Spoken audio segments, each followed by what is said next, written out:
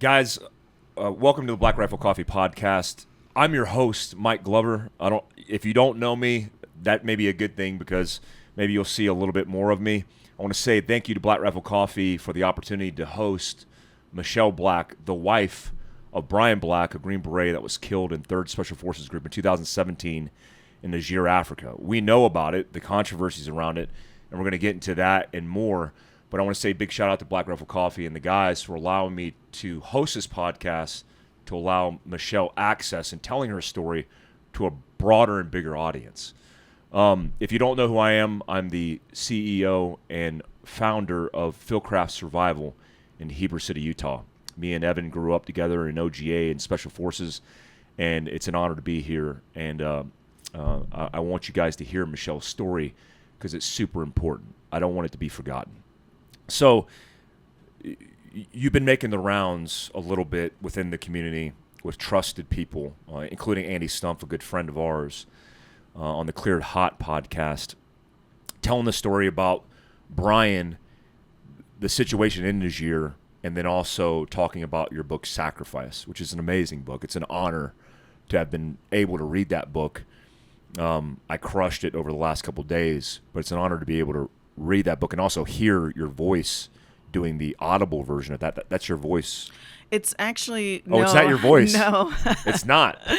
But hearing it made me emotional because it's a woman's voice, and as she's telling the story, my heart's breaking all over again in the situation. And just to give you guys context, the reason I wanted to take this on at BRCC is because of my intimate knowledge and experience in working in 3rd Special Forces Group in the same battalion your husband worked in. I believe he was in ACO, Alpha Company. Yep. So I grew up in 3rd Special Forces Group, was also a sergeant major in SOD Africa, Special Operations Detachment Africa, which does command and control staff planning, and was in the first major attack in Niger, Africa, was overseas and deployed there for Operation Flintlock when that first attack happened, which set up for rotations, including your husband's rotation in 2017. For people who don't know about the story, it's been a while. Can you just give some context to who you are and then what the story is that happened to your husband in Niger, Africa? Absolutely. So, excuse me. I'm Michelle Black. I was married to Staff Sergeant Brian Black. He was a 3rd Special Forces Group team sergeant, 18 Delta Medical Sergeant, on an Alpha Company. And his team, ODA 3212, was working in Niger, Africa in 2017 when they were ambushed outside the village of Tongo Tongo. And that day, 4 Americans were killed: Staff Sergeant Brian Black, Staff Sergeant Dustin Wright, Sergeant LaDavid Johnson, and Sergeant First Class Jeremiah Johnson. And from there, it became completely chaotic. A investigation was opened by AFRICOM. They began to blame CONOPS, the guys on the team, just pretty much everybody except leadership. And during that time, a lot of people remember there was a disputed phone call between President Trump and one of the widows that drew national media attention. And then on top of that, there was a video released, an ISIS propaganda video of the deaths of 3 of the men, including my husband. So that all played out over the course of about 6 months. And at the end of it, the general of all of AFRICOM stated that while all the teams on the continent were performing optimally, my husband's team was not indicative of what special operators do. So they also made it clear moving forward that they were going to begin to punish actual team members. So that's kind of where my book began, because I couldn't handle sitting there and watching them destroy these guys. And these guys had no one to stand up for them.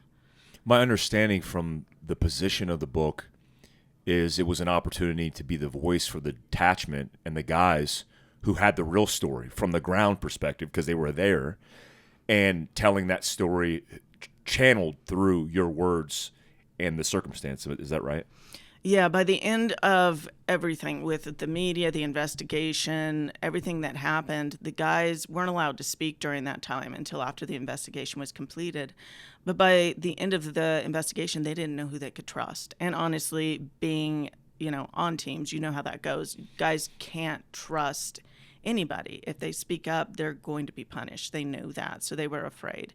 They didn't want to talk to the media. And so I talked to them and just said, you can trust me. I'll change your names. And pretty much up until I sell it to a publisher, you can pull it out from under me anytime. This is your story.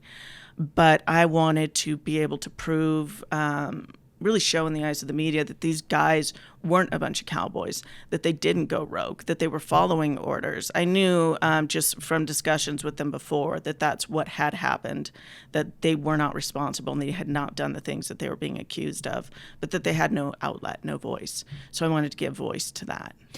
Now, walk me through a little bit about why the leadership at the top level, we're talking battalion and up leadership, including 3rd Special Forces Group, Special Operations Command Africa, and AFRICOM, the theater command, that a militant attack from an overwhelming force of terrorists, in this case ISIS militants, that ambushed your husband and his detachment, how that would fall on the hands of the tactical guys who are on the ground doing the deed, like doing the actual work.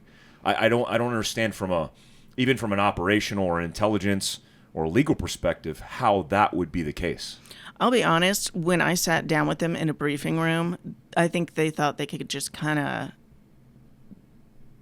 make up some, I don't know what they thought. They thought that we just weren't smart enough to figure it out, had no experience with military, and so we wouldn't in operations, and we wouldn't really understand. And I think it's easy to say, considering what you see in media, what you see in TV and movies, it's easy to believe from civilian side that, oh yeah, of course military guys are going to go rogue. They are a bunch of cowboys out there with their weapons. They're just going to shoot it up. That's not the reality of guys, especially who are working at that level. A-team members, special forces, no, it's not going to happen. So what they tried to tell us is that everything fell to the first con op, and that the team had decided to go rogue and chase after a terrorist, and basically a HVT, high value target, and that they were trying to mislead those higher up the chain so they didn't have to get approvals for going after this terrorist. But there's several pieces to that don't make sense. They had received a piece of intelligence the night before that came with a 2-hour window that this terrorist was going to be up in this town called Tillowa for 2 hours. And they wanted them to go up there and just basically check and see if he was in the area, and if so, then they were going to have to call for more backup and another team to come in. But they wanted the team to go up there, see if he was there, see if he'd been there, make sure to check with the civilian population, kind of let them know we had a presence there in case that made them feel uncomfortable having a terrorist up in that area. And then check with there was a military unit down there as well, or up there as well. And so kind of do a key leader engagement. So the team said, that's fine, but by the time we get up there, it's about a 5-hour drive. We're still going to be outside that window. So then the leadership said, okay, how about this? You go up there in the morning, so cancel everything. And this is about 11 o'clock at night. And we're going to have you do the same thing, but make it for the morning, and we're going to send a reconnaissance vehicle with you that can kind of collect intelligence, etc. So we're going to send that vehicle with you. So the guys go, fine. They make it for the next morning, and by then that intelligence, that 2-hour time window, that piece of intelligence they have, it's cold. Like it's not relevant at all. There's no way the guy is still hanging around in the area. And even if he had been in that area and been shopping, those guys, especially the high value targets, they're going to have several rings of people around them. So they wouldn't have encountered him more than likely anyway. But anyway, going up there, they were way outside. They had no information that he even was there anymore or would be there. So they set it up as a civilian and military reconnaissance. But that con-op, so when it's a civ mil, it doesn't require for the approval to go all the way up to the battalion and and group commander levels, right? It just needs the people back at the advanced operations base. There, they get the approvals. Well, they had sent the order for this mission, so they gave their approvals, and the guys went ahead. It's like a subtask of the original concept of the original plan that the detachment had submitted for. A Civ Mil recce, or any recce, is just a subtask, and they're just getting approval from at the company command level that, hey, we're just going to do this thing, and that's what had happened, I imagine. Right. So they went up there, they did their whole thing. It was successful. They turn around, they're headed home. They get stopped outside about an hour and a half outside their home base, and they get told, turn around, we want you to go up to the Niger-Mali border. Now the guys are like, this is not safe, we do not want to go up there. It makes no sense for us to go up there, because if we run into anybody, we can't capture, detain them. There's nothing we can do. We have no backup, we have no QRF, we have no air support. If something goes wrong and someone gets injured, we don't have CASVAC either, so we can't do anything with our casualties. We're 5 hours from the closest help. So they pushed back against that, and they were basically being told, well, we want you to go anyway. So the commander of the team called a friend of his at Team Arlet, who was a Heliborn unit, and said, why don't you guys come up here and do this with us if you're interested? The Heliborn unit commander said, absolutely, we'll be a part of it. So now they've got built-in CASVAP. What's that, Heliborn, you said? Heliborn, yeah, so a helicopter unit. Okay. And with that helicopter unit, they have, basically a Nigerian special ops team as well. So they're really excited to get out there and put these guys to work. So his personal relationship, likely building rapport with an adjacent host nation unit, he was able to call them and get back up on his own to be able to support him. Right. So Awesome. Team Arlet was Team 3216. Also, they had a EFON team, which is connected to them, which is that specialty Nigerian unit. So it's kind of both. And so his friend on Team 3216, which was an American helicopter unit, said, yeah, we'll come down in our birds, and we'll actually do the lead. We'll be the lead team. You guys in the trucks can act as the QRF. So now they've got a quick reaction force. They've got a built-in, casualty evacuation unit, so they're doing good.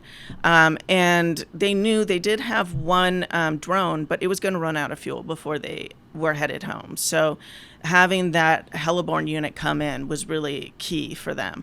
So while my husband's team turned around and started heading back north, which was about a 10-hour drive with no roads, they knew they'd run out of roads at some point. Right. Yeah. And the other thing with that is Americans can't cross over, the military can't cross over into the Mali border, but these terrorists can slip in and out, and Mali is very friendly towards terrorists. They're not going to do anything. Yeah. And so it's known as kind of the Wild West region. And so these guys on the team knew if anything goes on, these guys just slip across the border and they're gone. And it's just, anyway, going up there's kind of a nightmare. They didn't want to do it, but again, now they've got their Heliborn unit, they're feeling a little safer. So they start heading north, and meanwhile, the Heliborn unit's, doing all of its video teleconferences and making all of its plan. And now that involves the third group commander, who's Colonel Moses, and the battalion commander in Chad, Lieutenant Colonel David Painter. So now they're all involved in making this next con up. And then when my husband's team gets to the border, it's the middle of the night, and they get a call over the radio that weather has come in, and now the Heliborn unit can no longer make it, and they're going to have to be the only team. And so they say, as we said before, we cannot do this. This is not safe. We don't have a QRF. This is a dangerous area. We request to return to base. They were told no. And so then a third con-op was created, and they were forced to head alone.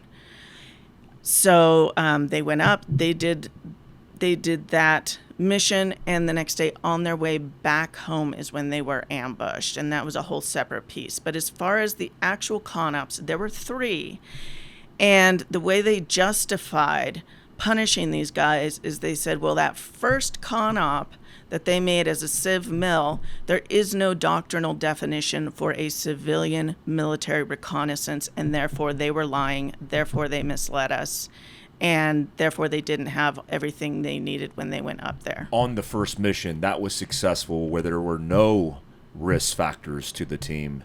They said because that's what got them into the situation to be fragoed, like a fragmentation order to do other ops. That was the start point of failure, is what they're saying. Right. And based off of that, they completely crushed the team captain and decided that they were going to punish. Yep. All right. So, listeners, for you guys to understand this and follow us a little bit, for the Army lingo, I'll be the translator for some of this information. At the company, you got the company, then you got a battalion, and then you have any command that's in charge in country, which would likely be the group running a SOTF, and they're commanded by, in this case, Special Operations Command Africa, and then the theater command is commanding Special Operations Command Africa, which would, in this case, be Africa Command. So that command has a lot, it's the umbrella organization, but it has a lot of different levels.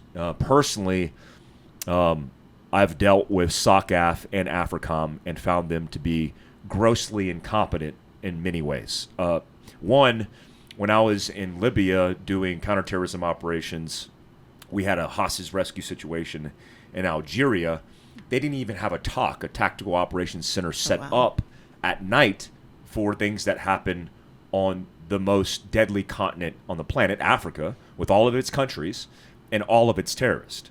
And we had American hostages in Algeria. They denied an operation, and it was just a big disaster. Now, this is 2012 into 13. What had changed?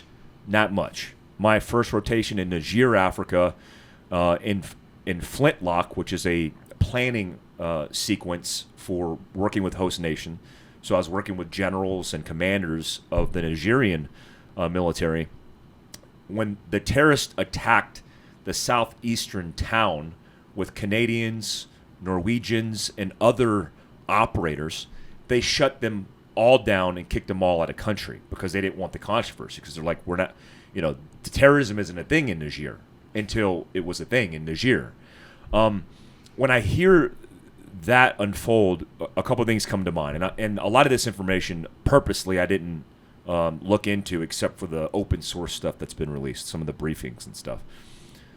One, when your husband and his detachment went to do this Civ Recce, which is, by the way, a subtask of every special operations organization. You don't have to put in a CONOP to do Civ Mil Recces, which mean you're doing operational preparation of the environment. It's called OPE. That is one of the missions of a Green Beret. So you don't go and do foreign internal defense and not think about asking questions, collecting information, collecting intelligence, because that would be like putting the blinders on and narrowly focused and not taking advantage of opportunity. So it's an implied task, is what we would say on the detachment. So they put in a CONOP to do this, and they're going to link up to do that op that night, and then they get extended. A fragmentation order comes down, and they get extended because they want an asset attached to the team, correct? Yes. Which extends them to the next day. Guys are already on a slippery slope. When you're in or when you're behind enemy lines at any point, you're being watched. There's early warning networks the entire time. So the second CONOP that comes down, which I assume comes from battalion, which tells them to frago their original order. They rested overnight, I assume, and they slept out in a village or in their vehicles? Well, what actually ended up happening is by the time they actually made it up to the border, the area where they were supposed to wait and then continue to the border, so they were just beneath that, they knew that if the heliborne unit doesn't come in, then we still have a several-hour movement to get up to where we need to be before sunrise. So they were supposed to sleep, and once that order came in that they needed to go alone to the border, they now had about an hour to sleep, except with that issue, there rises another issue, right? Because you now have to kind of make a plan for what you're going to do the next morning, run quick rehearsals, and you've got a partner force team that has never been trained without sleep. And a lot of those guys are anywhere between 17 and 22. They're not seasoned soldiers. They're just not. And so you've got, and that's little rest for even these special operators who have been trained on no sleep.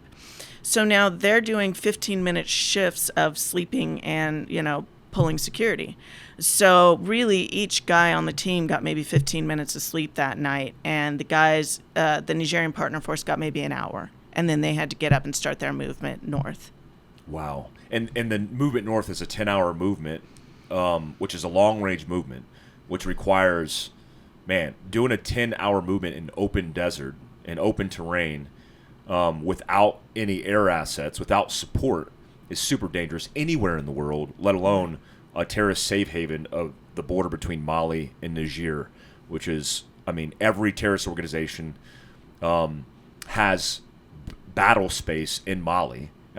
All the transport and all the videos you guys saw of the terrorists leaving Libya and Toyota Land Cruisers driving out, they were headed to Mali.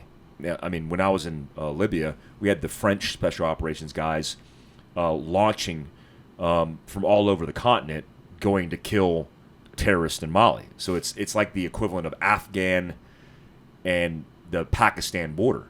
If they know it's a porous border and they could just hit you and run, the dangerous place to be is on that border. So you said Perezzini at one point started communicating that this is too dangerous. Yeah. How was that communication relayed? Was it relayed to battalion? And then how was it communicated to the team that they're going to continue mission? So he was speaking with the Advanced Operations Base, based out of Niamey, the AOB. So he sent, a radio. He pulled up his radio, said, hey, we request to return to base. Everybody at the AOB contacted Lieutenant Colonel David Painter in Chad, who was the commanding officer over 2nd Battalion. And it was up to Lieutenant Colonel David Painter to make that decision. He said, no, that is denied. You're ordered to go ahead. And so then that message was sent through the AOB out to the guys on the ground. Do we know at this point David Painter's position and justification for denying that request? No. They're really even after all this time, I still don't know. All I can do is guess. I do know that at one point there was a hostage held in the area, and I think maybe he was hoping he'd get lucky and that would look good for his career. Was that communicated to the actual detachment at the time? No, and that's the thing. It's in the much, way off in the future, after the incident, after everything, after the investigation, and he was, acquitted of all wrongdoing. He came by my house and said, well, we believed, there was a hostage, and so I felt that we had to. So that was something he told me. But, number one, not a single person on either team, not the Helleborn team or my husband's team, neither team heard anything about a hostage. And number two, it didn't make any sense unless it was something in the back of his mind and he just thought maybe he'll get lucky and it'll help his career, because there was no other reason to push them ahead.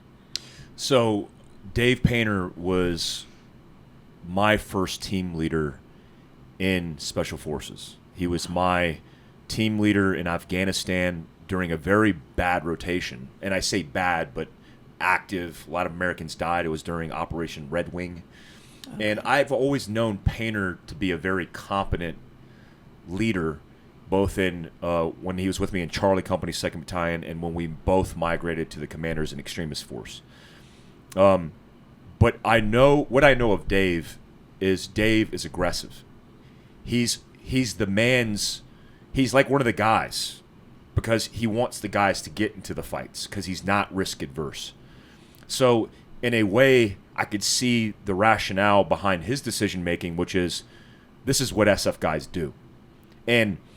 But I would hesitate when a team leader or a detachment is communicating to me that they need to RTB, return to base, for some specific reason. And there's a breakdown there for me, because I know Painter to be a very good leader, a very good warrior. Like, he's a fighter. Like, there's no hesitation in me to say that Dave is a warrior and he's the guy that you want to lead your team into combat. But at the upper levels, the upper echelons of leadership, when you're a battalion, when you're a group, you get disconnected from the guys. And so there's a huge disconnect between your priorities as a battalion commander, whether it's an OER bullet, an officer evaluation bullet, or you want the guys to get in the fight. A lot of team guys would be like, oh, he's allowing us to do our job, versus he's risk adverse and he's not allowing us to do our job. But if a team comes back, if I'm the company sergeant major, the battalion CSM, and one of my detachment says, hey, this is not looking good. And from what I understand, there was a personal SATCOM conversation between Perezzini and the command, relaying and communicating in full his justification for the reason for the RTB. Did that happen? Yeah, he said, he went through the whole list of, this doesn't make sense. We're going to run out of, the overhead drone is going to run out of fuel. There's no reason we're going up here right now. We've got guys with no sleep, limited food, and he's water. dragging indigenous guys behind him. Right, and even they weren't excited to be there. They told him we shouldn't do this, which is a huge red flag. Obviously, yeah. Yeah, and so if the local military is saying we shouldn't do this, then you shouldn't do that. And they'd had a lot of, and the reason why the Nigerians were worried about it is because they'd had a lot of attacks on the Nigerian units over the last year. I mean, I think there was something like 5 to 10 attacks. It was a significant amount, and every time they would kill a lot of the Nigerian soldiers that they would run into and then steal all of their equipment and weapons. And so they knew that this force that's out here that's doing this is well equipped and well trained. They kind of knew that at that point, but they'd never attacked Americans. And so I think there was this disconnect of, this somewhat idea of being infallible at that point, because they'd never attacked Americans. And also, third group had just started working, really doing their rotations in Niger right around that time. And so you had a lot of these guys who'd worked in Afghanistan, and so they could be that aggressive without as much concern. Hey, are you guys ready for the day you've been waiting for all year? That's right, Black Rifle Friday. America's Coffee Company is having their largest product release of the year. Over 100 new products are dropping on November 18th. So head on over to blackrifle.com and take advantage of great deals and epic new items just in time for the holidays. That's a good point. And it's amazing that you picked up on that point. That's exactly likely one of the variables that led to this. You had 3rd Special Forces Group at the time, which was covering down, helping 5th Special Forces Group. I mean, I was a half Asian guy speaking French in the Q course and deploying to the Middle East. Like, nothing made sense. But as we drew down in the Middle East, 3rd Group took back their original AO, because their original area of operation was always Africa, but we weren't doing anything in Africa. It's the reason I went to French Special Forces language training.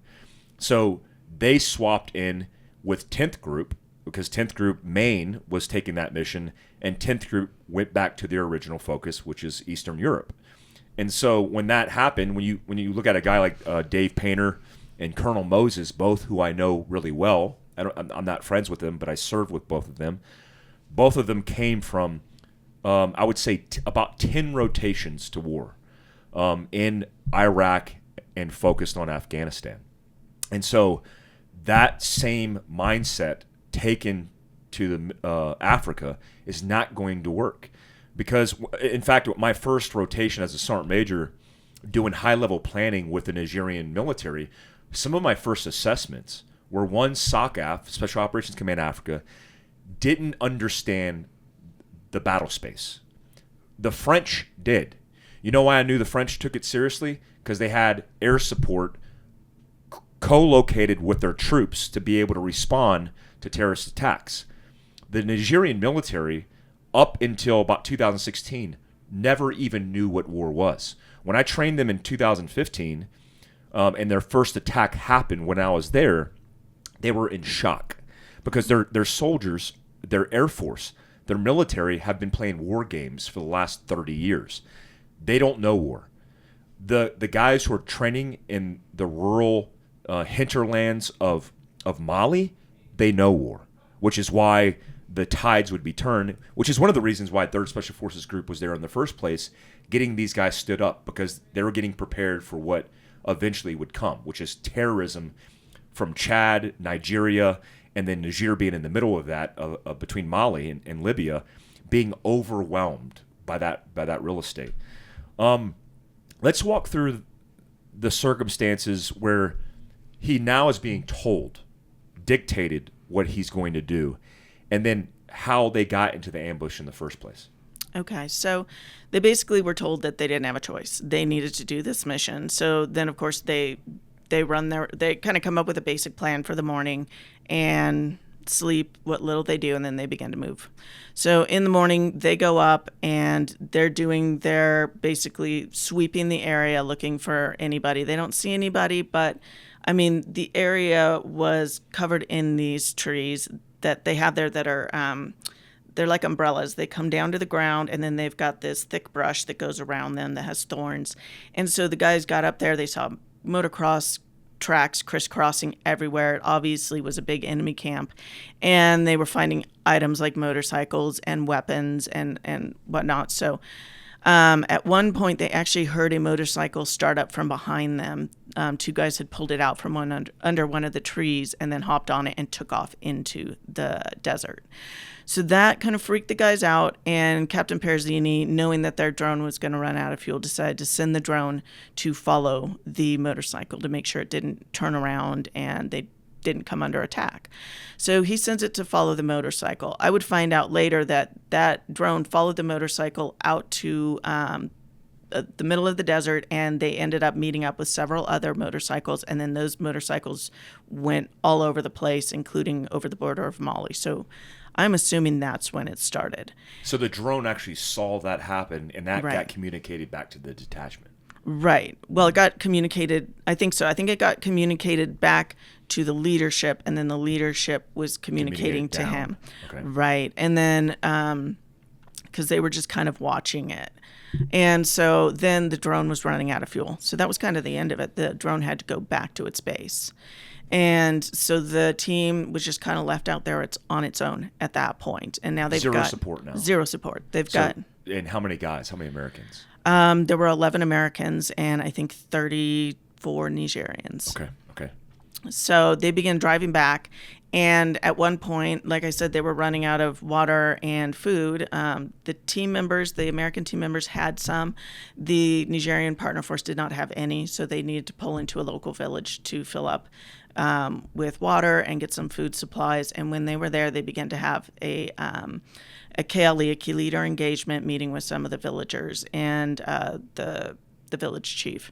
And so the village chief became aggravated at one point, was, yelling at them that they were left there, no support from the Americans. He'd been arrested several times and questioned. And then he finally calmed down. And at this point, the team leader, Mike Perzini, decided, okay, we need to get out of here. We've been here too long. I don't like the way this feels. So we're going to pack up and go. And at that point, the village chief begins to try and delay them. And that's when all the alarm bells started going off. So the team goes, nope, we're packing up, we're leaving. And as they are rolling out of the village, they actually begin to have shots start to ring out. So really, it was an ambush, but it wasn't necessarily. There wasn't a group of terrorists lying in wait. They actually began to pour in. They were hoping to set up an ambush, but the team didn't get delayed as much as they were hoping to have them originally. And I think that that's because we would later find out the village chief had the terrorist phone number saved in his phone. So somebody must have called him, tipped him off, and they were all pouring into that village. And so it wasn't an organized ambush as much it was as people were arriving, it was increasing the rate of fire and then the volume of intensity to the team. Right. So as they pulled out, they just thought that maybe one of their Nigerian partner forces was still getting in his truck and accidentally popped off a shot because it's an 8-vehicle convoy. Yeah. So the vehicle at the front thought the guys in the back had popped off a shot. And which is normal when you work with indigenous forces overseas. you get that happens often. That's not irregular. And imagine an 8-vehicle convoy in the open desert is hundreds of meters long, so breaking contact is relatively easy. Yeah. So, and what they did, and a lot of people don't realize this either because it's not reported anywhere, is that there were 2 Nigerian trucks in the lead, right? Because Americans, when you're going in and you're training them, they need to lead their own missions. So their trucks are in the lead, not the American trucks. So the American trucks didn't stop the convoy. It was actually the Nigerian trucks that stopped the convoy in the kill zone. So what happened is these shots start to pop off. There's 1, then there's 2, and then there's 3. And so then these guys are thinking, okay, some of these villagers or somebody else thinks they're going to get lucky, kill a couple of Americans and, whatever. So they're laughing. Well, the next thing you know, the lead Nigerian vehicles hearing the fire freak out, they slam on their brakes, and they start to back up. So they back into the American vehicle, the lead American vehicle, and cause a collision, stopping everybody on the road. So now they're kind of trapped in what eventually becomes the kill zone. And so then the first Nigerian truck backs into the American truck, another Nigerian truck backs up and then blocks it on the other side. So everybody has to get out. So it wasn't the situation which everybody heard at the time, which was the captain ordered the trucks to stop. That's not what happened. It's a vehicle accident that stopped the convoy. Exactly. So he got out. He said, okay, I'm going to go see what the enemy situation is. They assume still at the time, maybe there's 6 or 7 of them. We'll take them down, and then we'll be able to move on. Meanwhile, you guys untangle the trucks. So he gets out, he takes off running and takes a Nigerian partner force with him. And by the time he gets over to where he's seeing the enemy activity, there's hundreds of guys pouring in. So he's just going, every guy I take out, there's 3 more pop up in his place. This is a problem. And then he sees them begin to circle around towards the road where they're attempting to outflank the team, which is a huge problem. This is an important detail because in the original video that was open, I assume it was for public release eventually because it made its way on YouTube. So it was like an open source kind of segment of the depiction of everything that happened. I believe they said for unknown reasons in the video when they say that the convoy stopped. It was like something like, for unknown reasons, the team leader stopped the convoy, etc. And now we know the truth is the indigenous host nation forces backed up into the first vehicle. There was 2 lead truck vehicles. And I imagine, based on what I understand of the convoy, all the Americans were buttoned up in armored Land Cruisers. Were the LC-200s, the modern era Land Cruisers, or were they in open-backed heavy machine gun trucks? There were what were they called? They were in Toyota Hiluxes. There was 1 Land Cruiser, but the other American vehicles, the other 2 were Hiluxes. Yeah. Okay. Were they soft skin Hiluxes? Soft skin. Was the Land Cruiser soft skin as well? Yes. Okay. So basically, normal cars, normal trucks. Yeah. No more SUVs. They were fully exposed. Fully exposed. The only heavy guns in the convoy belonged on the gun trucks of the indigenous Nigerians, right? We had 2 heavy guns that were actually on top of the Toyota Hiluxes. So there were 2. Okay. But the problem with that is then we were having issues. A lot of times they were having issues with those trucks breaking down because they couldn't handle the weight and carry as much gear, as many guys. And so they were a problem for years in that area. Yeah, because you're talking about desert, which is sand, and then you're talking about a Hilux, which is likely a stock Hilux, which has a low capacity of 1,000 pounds, and you're loading up with a 50 cal. I imagine there's likely a 50 cal and either a SAW machine gun or a 240 on the back of that Hilux, and that payload of just the guns and the ammo would exceed the low capacity of those vehicles, the suspension, the brakes, the powertrain, and everything. And those guys were bogged down in the sand of that desert. What happens after they make initial contact as it begins to evolve? So by the time that the captain ran back to the truck, everybody said that the fire was overwhelming. We'd thrown on our kits, and we realized this is a serious attack, very serious.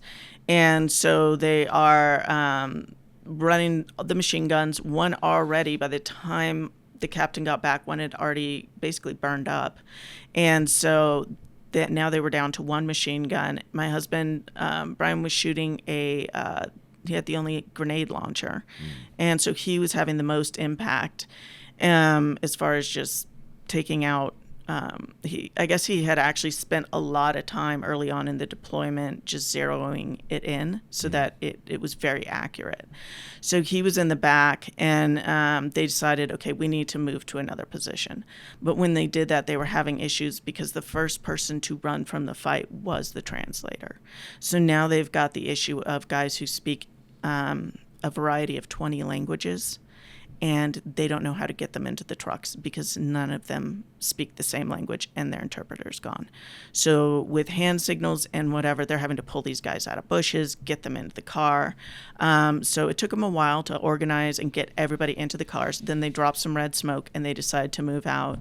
And my husband's vehicle ended up staying behind.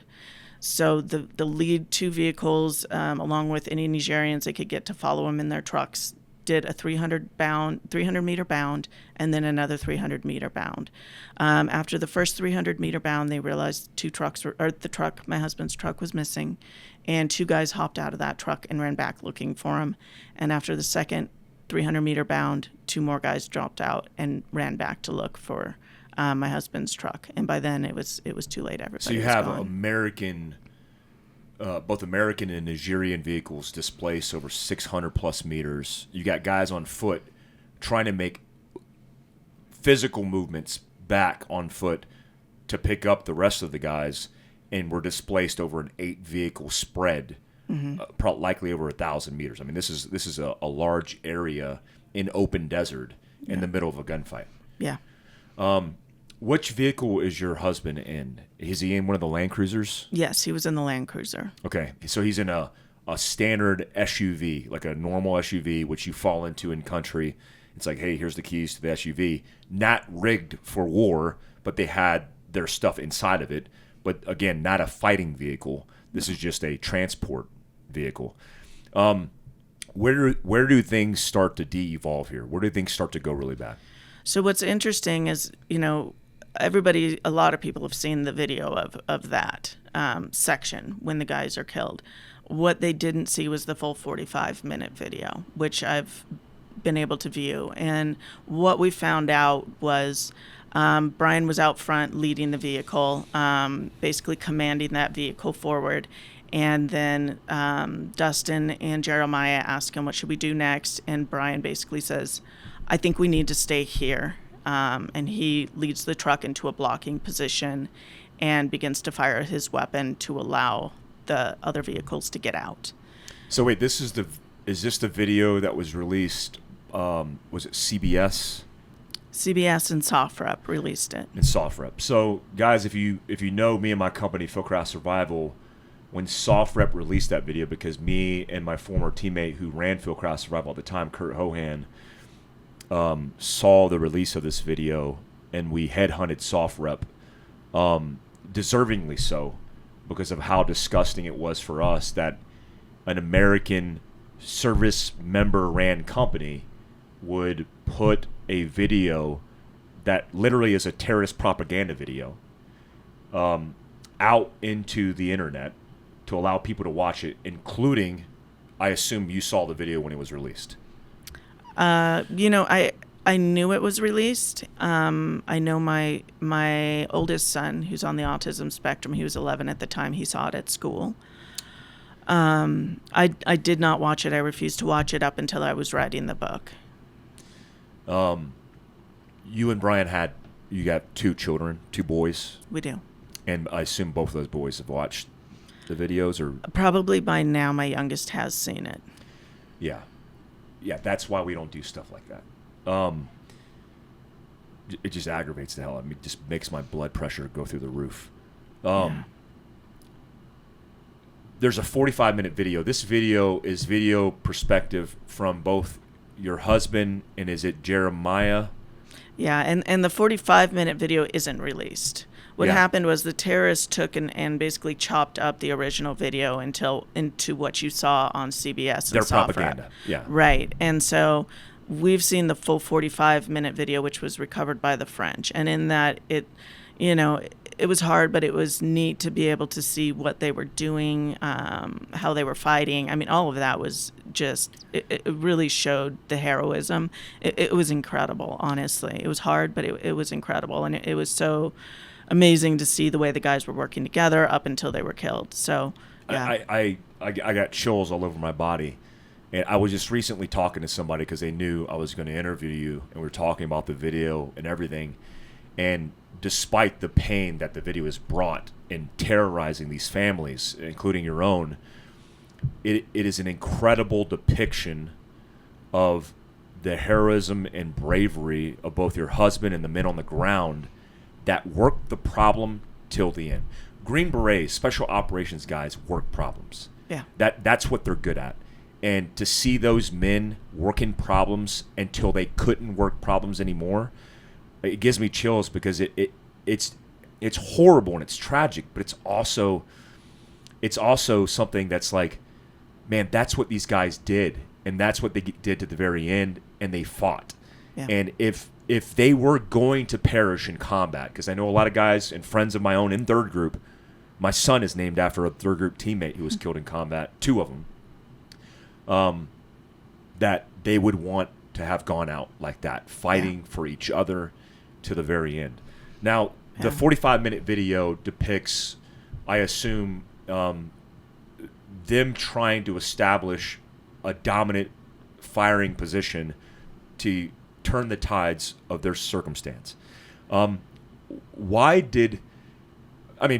the overwhelming force that your husband and their detachment had to go against, what were the issues that you saw on the reasons that they weren't able to break contact or weren't able to get through that? Was it just sheer numbers alone?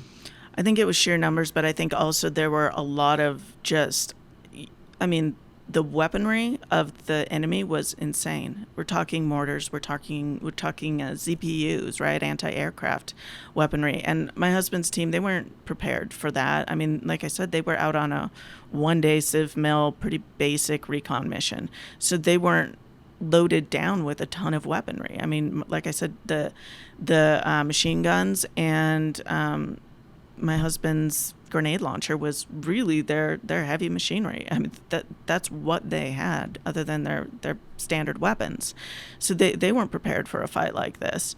And it was very overwhelming, and their partner force wasn't trained to do that kind of fighting at all. And so really when you're looking at it, my husband's team had been in country 5 weeks, so they really hadn't had time to train their force. And they'd had a camera crew there. National Geographic was also filming a chain of command series while they were first in country. So really they had only had maybe 3 weeks to train their Nigerian partner force. They weren't trained for this. So most of them were attempting to run from the battle or fighting the best they knew how. But really when it comes right down to it, it was more 11 guys against probably around 150. Is that what they predict? Is about 150 guys? Yeah. Yeah, for the audience who doesn't know what a Zuki or a ZPU is, it's pedal fired. It's a 14.5 millimeter anti-aircraft gun.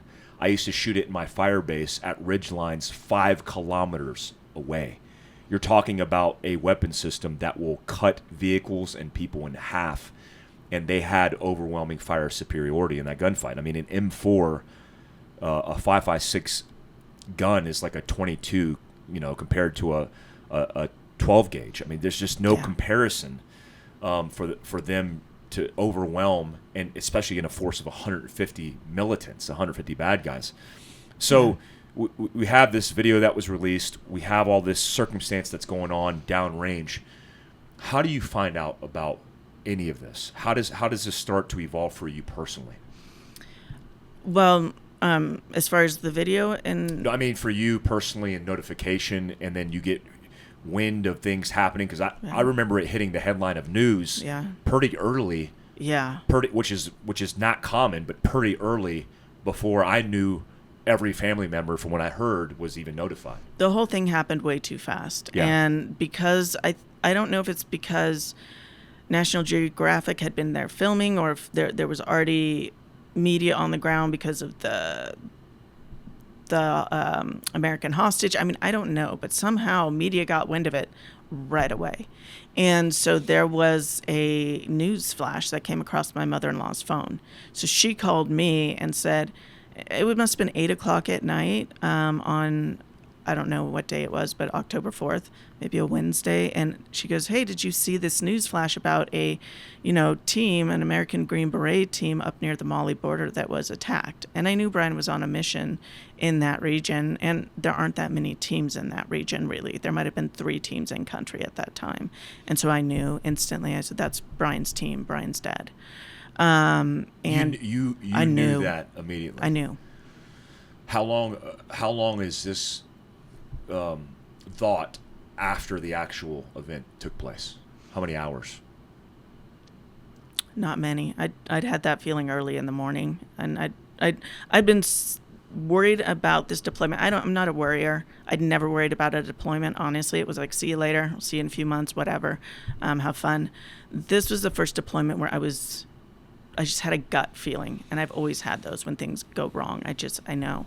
And so that morning, it was probably around, I want to say 10 or 11 a.m., so probably right when it happened. I was walking across my bedroom, and it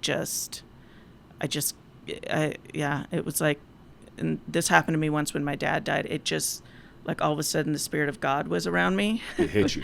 Yeah, and it was like, don't worry, you're going to be okay. Everything's going to be okay. And I knew that meant someone was going to be dead or was dead, and I didn't know. I figured it was me or Brian. And so then it was figuring out in my head, like, what's better for the kids? Is it better for the kids if I die or if Brian dies? And he's deployed, so if I die, that's going to be really scary for them. But you're thinking through this before you're even communicating to anybody about the notification of what took place. Yeah, you're feeling this was 11 in the morning. Wow. And then by the time she called at 8 o'clock at night, I already knew. I'd been avoiding talking to her, and it just came out. And then I thought, oh gosh, okay, I can't really take that back. So I just said, I'm sorry, we don't know that yet. But at that point, I just went down, sat on my steps, and waited for the guys to come. And I heard them pull up. How long after that did they pull up? About 2 hours, I think, Wow. 10 o'clock. So this is happening rapidly. This is happening super fast. Very. I've been part of that notification process in third group, and it is the hardest thing I've ever had to do or be part of in my career. When this happens, do the family members of those Green Berets, that team, start coming together, or do you guys start consolidating? Oh, yeah. All of his team, the wives, the team members from the year before who weren't in country with him that year, the ones who had retired or had just moved into other teams or other positions, they all started showing up within 24 hours. So, and as soon as the other team members got home, because they were sent directly home after the incident, so then they all began showing up. So it was quick. After this attack happens and they're picking up the pieces, trying to figure out what happened, there was a period of time where one of the members of the team wasn't accounted for. Who was that, and what was the circumstance behind that? Sergeant LaDavid Johnson was missing, which was probably, it was weird that it was the hardest thing for me. For me, Brian and I, we're in our 30s, we're in our mid to late 30s, and we had kids. We were, for me, we'd lived our lives. And I knew Brian, and so the minute the whole thing happened, I knew, okay, he did something to defend somebody, to protect something, just knowing how he was brilliant, master of chess, and very, very calculating. So I knew whatever happened, he'd made a calculated decision that got him killed, and he knew what he risked, and he's lived his life, and I can be at peace with that because he died on his own terms. But I knew how he would have felt about LaDavid. LaDavid was 25. His wife was pregnant. They had 2 tiny little kids, and it wasn't okay. LaDavid was missing, and we didn't know anything at first. We just knew he was missing. And I think all of us were a wreck because we knew that the team had requested he return with them. He was their support mechanic, and they wanted him to become a team member. He was a great guy. And so he wasn't originally supposed to be there. And so when he went missing, it was the closest to feeling true terror I had felt at that point in my life. And so he was missing for a couple days. We found out later that when they had gotten to the second position and the team couldn't find my husband's truck, they stayed there for a while and continued to shoot. But the full force hadn't come around yet. They were focused in on Brian's truck.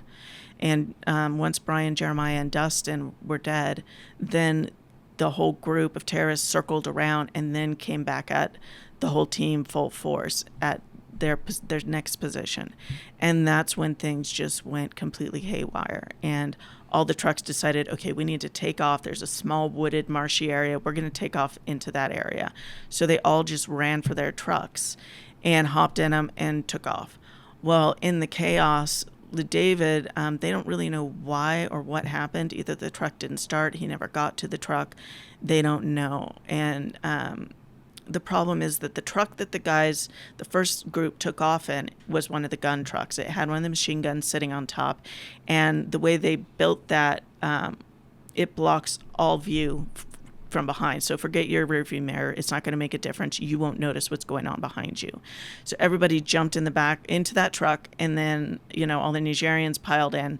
And then Mike, actually, the captain, jumped in, but he got shot and was thrown from the truck. So in all of this chaos, they didn't realize that LaDavid wasn't behind him because they couldn't see he was missing. When they turned their truck around, they realized, because they heard that Mike got shot and fell out. So they turn around to see if they can go get the captain, and that's when they realized LaDavid's truck isn't following them.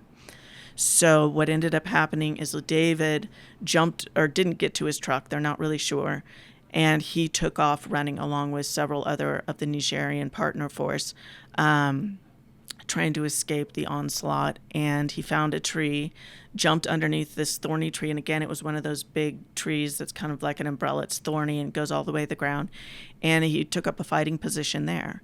And when they found him later, there were several piles of brass. It looks like he fought from several different positions, probably killed a few people, and then eventually they pulled up one of their large trucks and unloaded a machine gun on him of some sort. And he was missing for a few days because he was about a mile from where the team was recovered. Wow. Yeah, I heard about some of the details of his last moments, and it was depicted that it was him fighting to the very end. Yeah. What I heard when this had happened, because I'm close to 3rd Special Forces Group, one of the guys, Kevin Owens, who grew up with me in 3rd Special Forces Group, we were teammates, but he's my training director for Fieldcraft Survival. We started communicating back and forth about what was going on. I always, as somebody who spent a lifetime almost in the regiment, I always want to figure out, like, hey, what's the problems? What happened so we don't make the mistake in the future? And one of the first things that I heard was they started blaming the detachment immediately. And something that didn't make sense to me, which I want your opinion on, is immediately they said, well, the team wasn't trained. And they said there was this full mission profile, which is an FMP. There's this pre-train up thing you do every rotation prior to going to a JSET or combat, where you have to check the block as a prerequisite on these specific things. And they're Common Core tasks.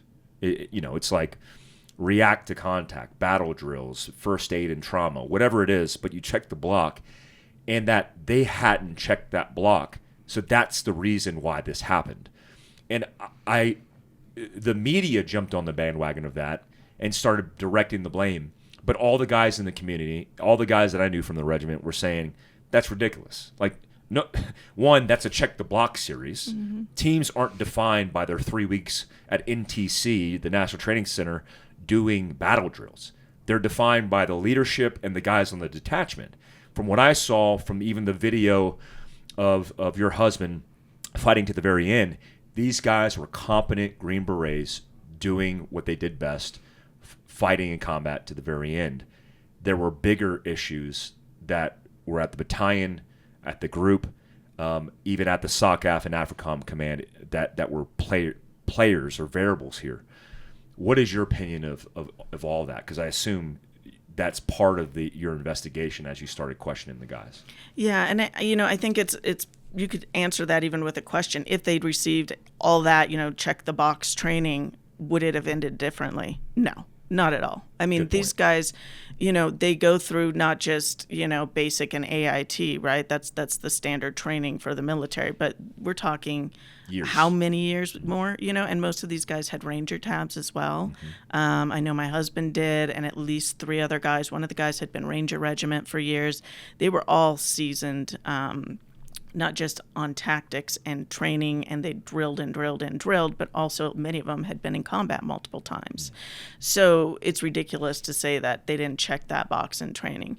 The second part of that is, everybody who needed to and was now everybody who was now blaming them for not having done the correct training was actually responsible to check the box and validate that training, right? Exactly. So the very person who validated that training was now blaming everybody else. And he, that was Lieutenant Colonel Painter. It was his job to validate all the pre-deployment training. But not only that, he allowed that blame to fall on Major Alan Van Zandt, who wasn't even in the position and did not have the authority to validate training. He wasn't even in the country at the time, right? Wasn't he? He was on paternity leave when the incident happened. When the training happened, he wasn't in his position. This is the company commander of Alpha Company, 2nd Battalion. Yep. So he had no responsibility for anything, not the training, not the mission, nothing. He became the fall guy for everything and lost his career over it. And there's no reason whatsoever that they give that's justified. It's just he didn't do the right training, and he was responsible for validating it. But according to the Army rules and regs, he didn't have the ability or the authority to validate any training, and he wasn't in a position to train them at that time. He wasn't present.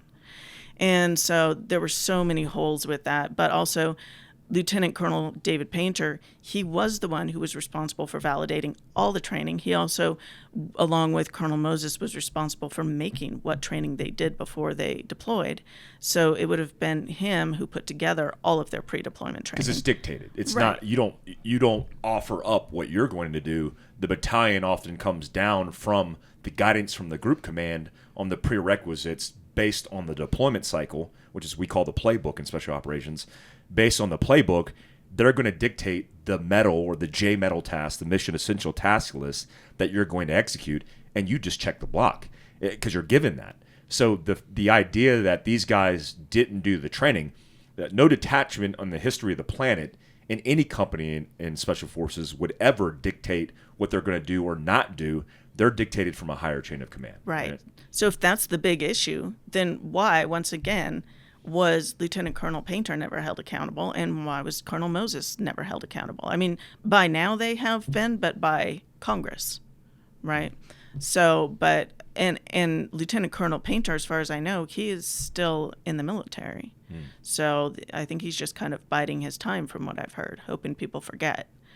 But plain and simple, he was responsible for all of it. And they decided, instead of having them do their normal training, they didn't want to do Jade Helm because they knew the team had to go to Jade Helm, but they didn't want to do Jade Helm and also have to do the pre-deployment training. So they decided to just forego the pre-deployment training and call Jade Helm their pre-deployment training. And Jade Helm is an unconventional warfare exercise. It's not training.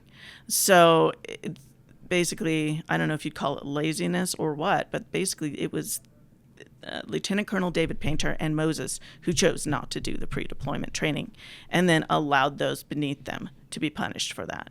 What's your opinion after accumulating all the conversations and the information and making your best assessment of what went wrong? Where do you think Special Operations Command Africa, which is the, a group would be the subordinate command under Special Operations Command Africa. I've actually been in that position, which is very difficult, where You're trying to do operations. You're setting up con ops. You're getting denied. You're going through multiple layers. It's very difficult to be a team guy on the continent and communicate to Stuttgart, Germany, and other higher echelons of command because of all the bureaucracy that's involved. Where does SOCAF, or Special Operations Command Africa, and AFRICOM, where do they fall in line for the things they did wrong, or if any? Well, I think there's a lot.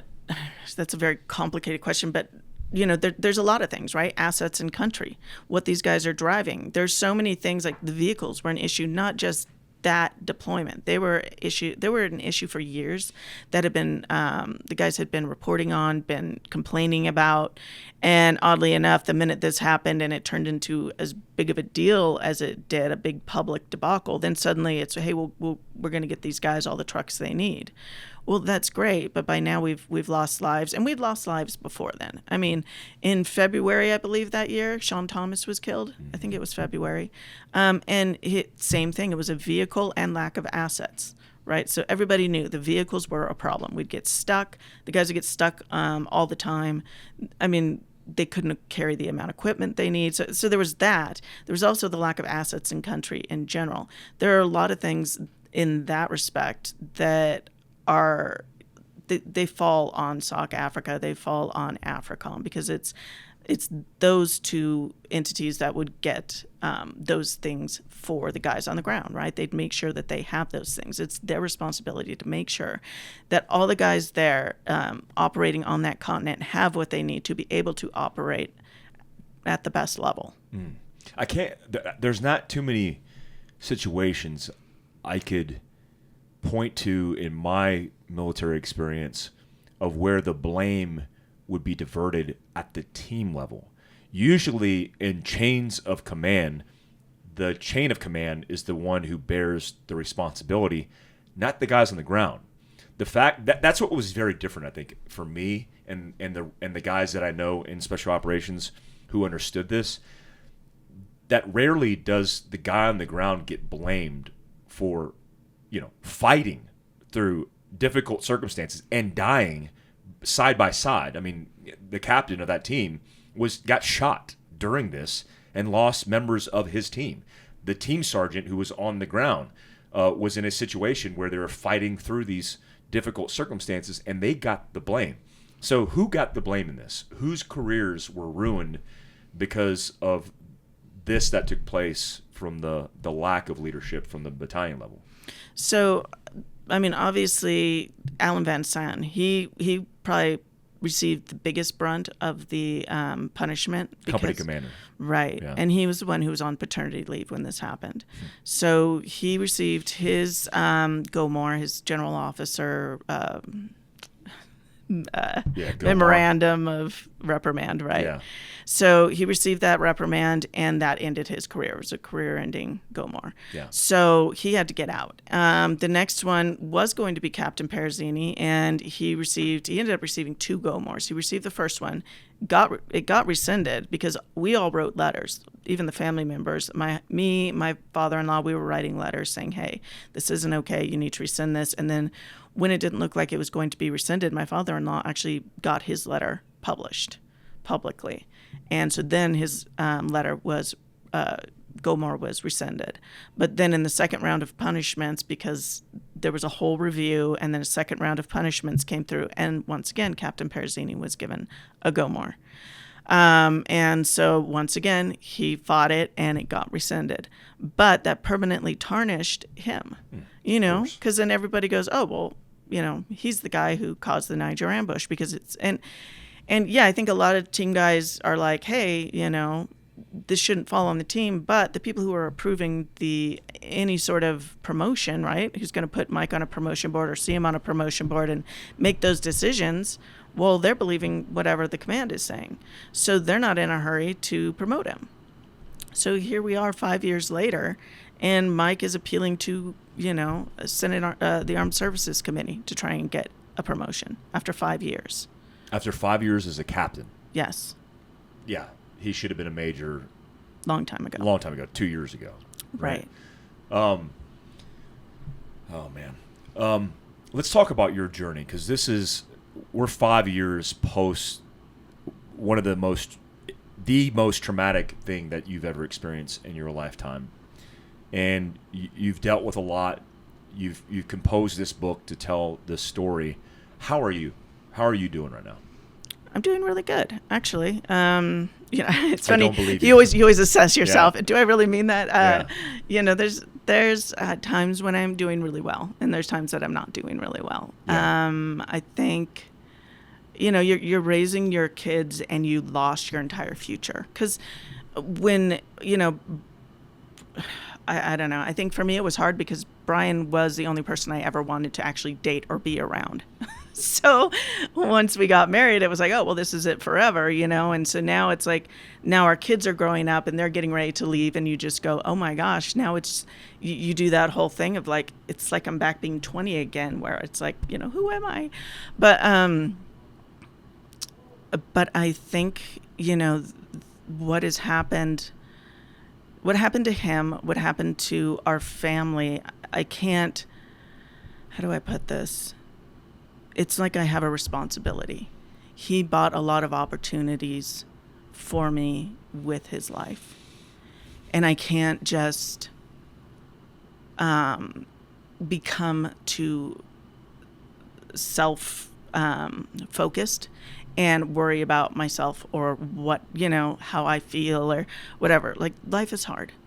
But that's just part of it. And how many people end up having opportunities to fight back and do something that could possibly change the world or make the world better for people. And what I'm hoping to do moving forward is to not just, this book has been a good catalyst, but I'd like to kind of complete what I started and really make a difference for the guys operating on the ground. Mm-hmm. So I'm working right now on starting up a 501c3, which I'm hoping to at some point transition into 501c4, which will be focused on advocating for active duty soldiers and their families, as well as Gold Star families.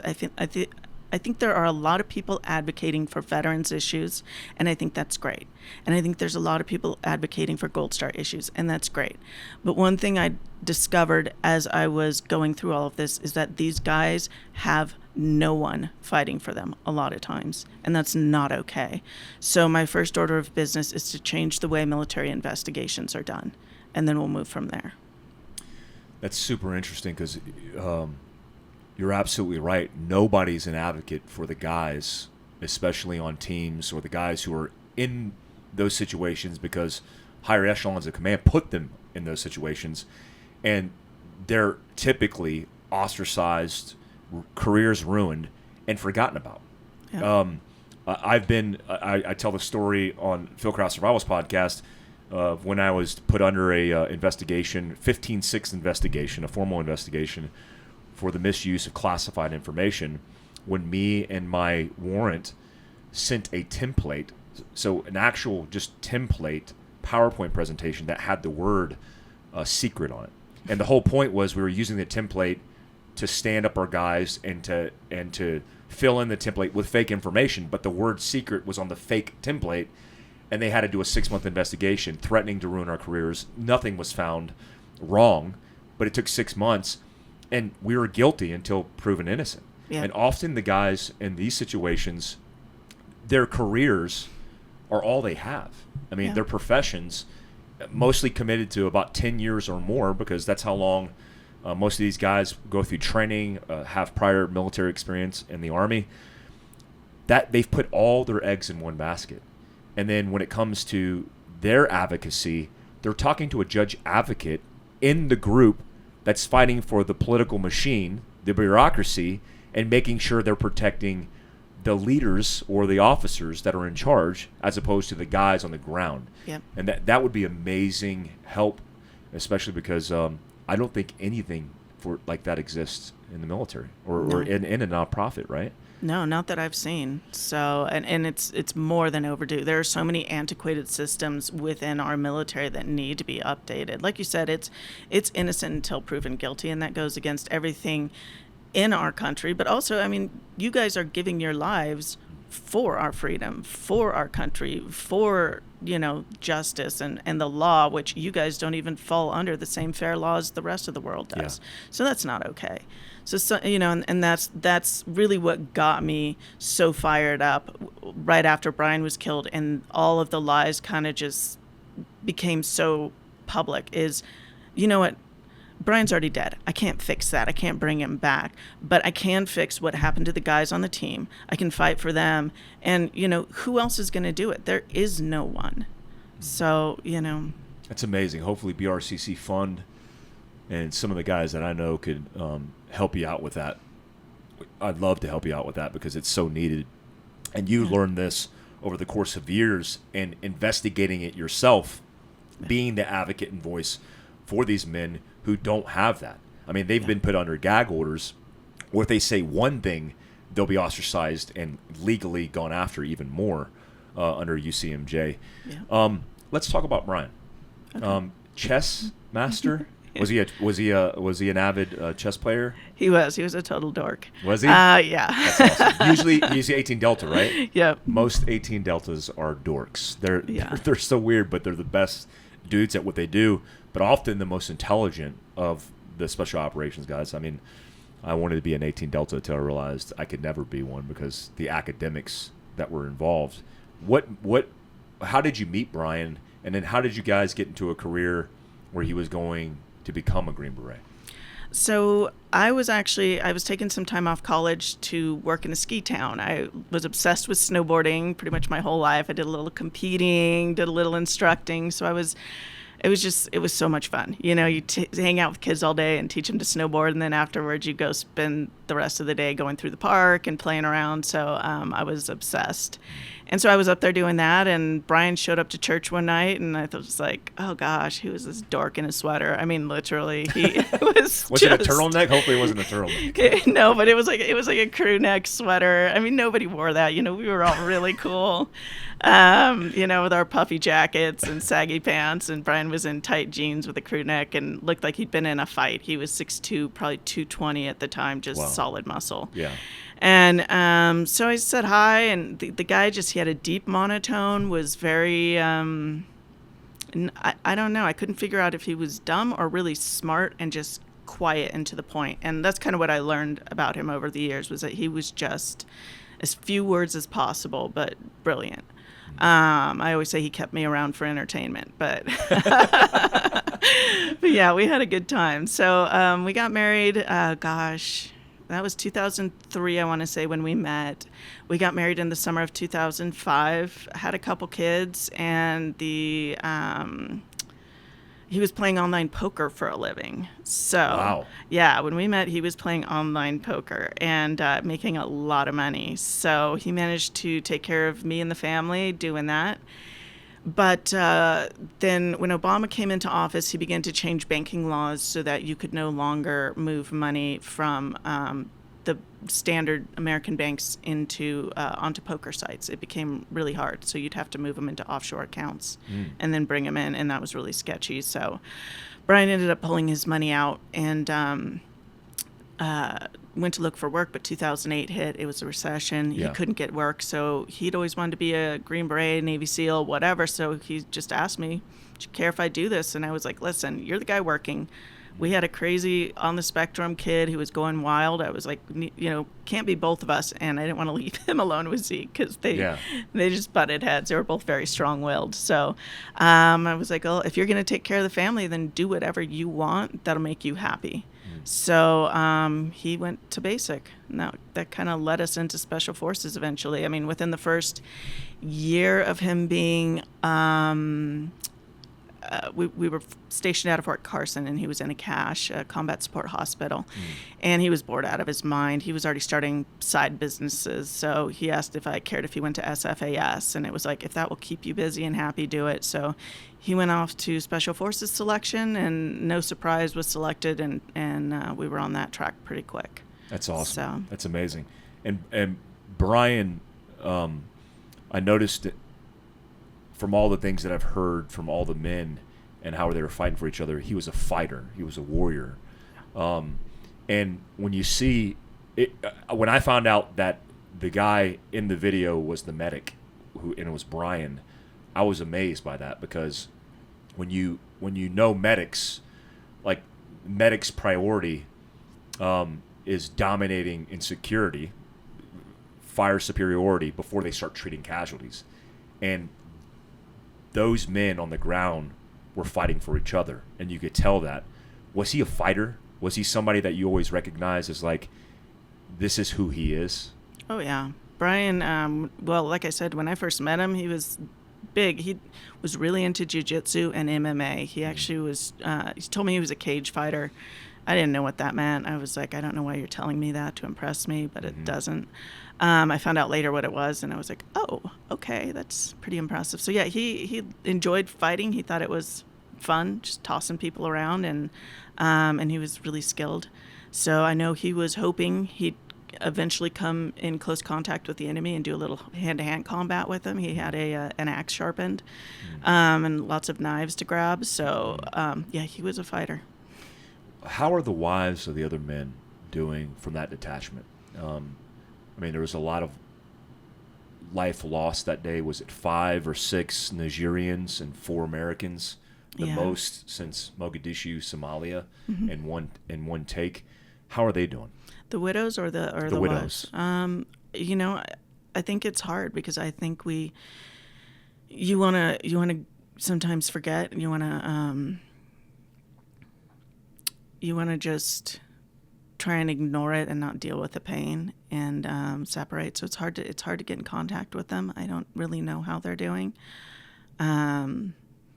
Me, I tend to take things head on and want to like fight it out. So, but yeah, I don't know. Sometimes you need a little bit of let them have their space, and I send them messages here and there. But yeah, it's hard. Yeah, I've noticed that about most wives of the buddies that I served with that were killed in combat. They tend to insulate and kind of just get away from whether it's Fort Bragg or Fayetteville or the community, everything that reminds them of the ones they've lost. Are you still in Fayetteville? Did you stick around, or did you? No, we moved to Puyallup. That's where Brian's family is. And Brian was planning on retiring in 2 years, and he wanted to move the boys to Puyallup and raise them near his parents. So when he was killed, I was like, that makes sense. Yeah. Take them there and raise them the way he would have wanted them to be raised. So tell me the objective of Sacrifice, your book, and how that whole journey got started, and how did you end up here? I mean, post writing the book and the experience, how has that been for you? It's been a whirlwind. Honestly, I didn't think Sacrifice would turn into what it turned into. When I first started writing it, it was more the fact that I needed to prove these guys were innocent and that the guys who died I needed to make sure they weren't dishonored. And so the minute everything happened and it was clear the guys were going to be blamed, and I sat down with them and I promised them that I would tell their story and I would do it right and I would honor them, and they trusted me exclusively. That's when it kind of became this, not burden, but something I had to walk out all the way and make sure that I, in a sense, shout it from the rooftops until everybody knows.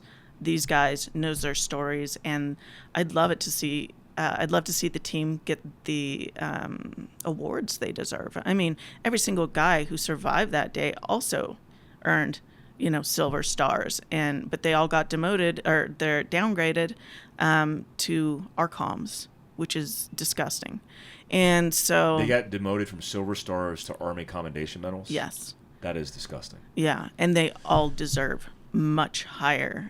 What about your husband? Was he awarded posthumously? He was posthumously awarded a Bronze Star with a V device for valor, and we've written and written and written. He should have been awarded the Medal of Honor.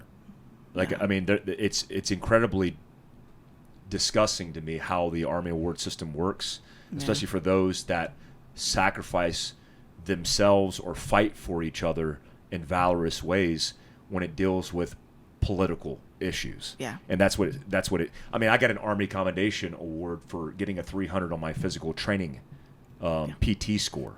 And it's disgusting that would even be an award they will award when all those guys deserve to be awarded for what they did. They don't want those awards. They won't tell you they want those awards.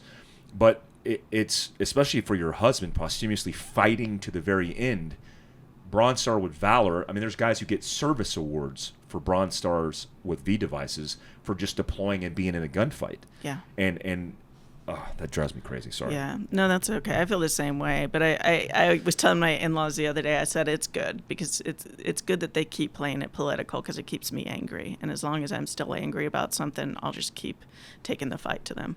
So keep hitting that. Yeah. But, no, yeah. that's what we need. And it's amazing to see the intestinal fortitude that you have this many years post that circumstance to continue to fight, to continue to communicate, and if it wasn't you, it wouldn't be anybody else, by the way, because nobody's fighting for the guys. The guys barely want to fight for themselves because they don't want to be ridiculed and made fun of by the quiet professionals that exist in special operations. But if you don't do it, then nobody else is going to do it, and it's amazing to see, Michelle. It's amazing to see. What drives you nowadays? I think all of that. Every time because I keep in communication with the guys on the team, and I see their humility. I see the fact that anytime I fight for anything for them, they're like, "You've done too much for us." Like, thank you, but and that to me, so that's really what drives me. That and my kids. I see my kids, and I see everything they've been through, and the fact that really a lot of these military leaders were more concerned with preserving the careers of certain officers over doing what was right by my family, especially after everything my kids went through and Jeremiah's kids went through and the David's kids. There were a lot of kids involved, a lot of kids that have had to deal with this video, that have had to deal with losing their dads, and that's enough to just keep me motivated. Any last thoughts here? Gosh, so many. No, I don't know. I just I know you were asking, what keeps me, or not what keeps me going, but what's happened over the last several years. And I think I was going to say that originally I had planned on just self-publishing. I didn't think this book would ever make it this far. And so I think I'm blown away every time somebody reads it and wants to give me a space to speak, and tells me their feedback, which is, they're blown away by the book. Because I'd never written a thing in my life before the day I wrote this book. Wow. So I'm just really grateful for all of the incredible people who have had faith in me and supported me doing this. Yeah. Well, I just want to say thank you for sharing your story with me today. I didn't realize how close I was involved as far as like understanding key players and service in third group. And it's an amazing book. It's told humbly, but it's also told pointedly, taking up for the guys who can't at this point take up for themselves. It's a must read for people who are listening to this podcast, and I hope to spread this message, to read the book, to get more involved, to follow your path, because I think it's important. Again, I don't know of any organization, any one individual that takes up for the guys and their circumstances, because they're the ones left out to dry and also putting themselves in harm's way. And if it has to be you, a wife of a fallen Green Beret, then so be it. That's the mission. That's something you've accepted. Let's just do as much as we can to help in any way that we can. Okay. Thank you for sharing your story with me today. Thank you so much for having me. Yeah. Guys, Black Rifle Coffee Company, see all the notes below. This is an important mission, an important message. I don't want to politicize this. What I do is I want to get Michelle on as many podcasts that have big audiences as possible. If you share the links, if you share the story, I don't care if it's word of mouth, do so, because we need to take up for these guys, especially the guys who are no longer here to defend and fight for themselves, who have sacrificed it all. Thank you so much to Michelle. Thank you so much to Black Rifle Coffee. We'll see you guys next time. That concludes today's training. Any questions? Woo! Drum titties, boy!